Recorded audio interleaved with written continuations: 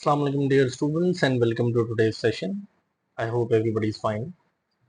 Okay guys, in today's session we are going to learn that how are we going to answer a 4 mark question in geography.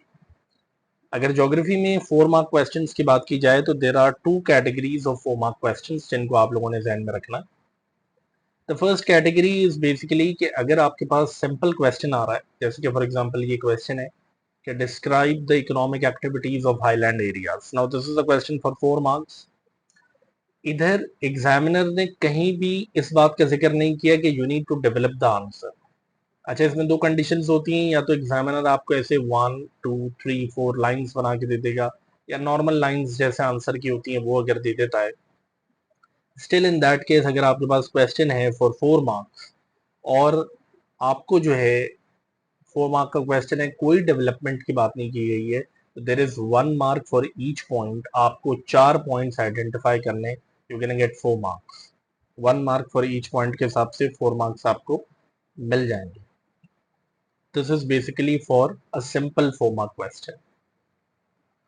दूसरी तरह का 4 mark question जो आपके पास आता है, that is basically कि जिसके अंदर एग्जामिनर आपको क्वेश्चन देता है. फॉर एग्जांपल यहाँ पर है, explain 2 ways agricultural practices can damage the natural environment. अच्छा, यहाँ पर एग्जामिनर ने क्वेश्चन में लिखा हुआ है कि you should develop your answer.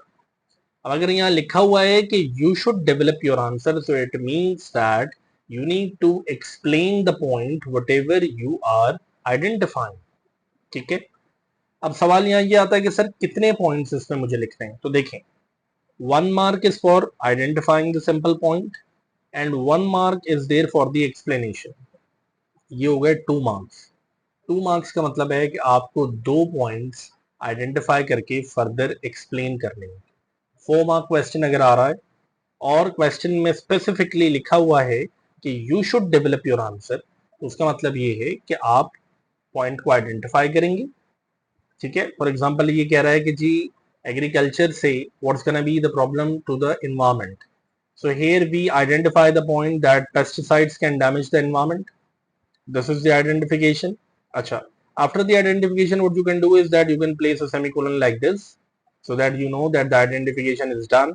And now you can start over with the explanation. So here we go with the explanation that the pesticides can go into the water supply. They can contaminate drinking water. They can lead to water pollution. That's gonna be the explanation. तो यहाँ आपको अगर आप identify करते हैं 1 mark इसका मिल गया, इसको फर्दर एक्सप्लेन करते हैं 1 मार्क इसका मिल गया, 2 मार्क्स इन टोटल. ठीक है. इसी तरह अगर आप एक और स्टेटमेंट है उसको आइडेंटिफाई करते हैं, 1 मार्क उसका हो गया, उसको फर्दर एक्सप्लेन करते हैं, 1 मार्क इसका हो गया, 2 marks in total. That's gonna be 4.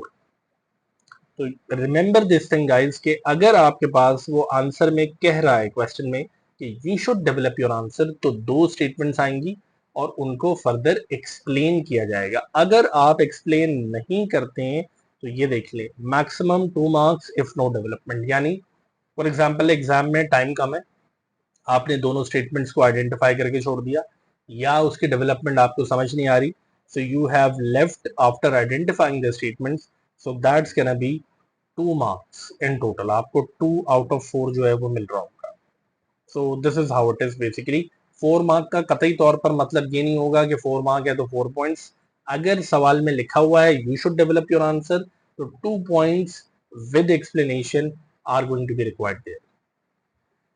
तो this is basically about answering 4 mark questions in geography. इस तरह की मजीद वीडियोस देखने के लिए चैनल को लाइक कीजिए, सब्सक्राइब कीजिए, अपने फ्रेंड्स के साथ शेयर कीजिए. Thank you.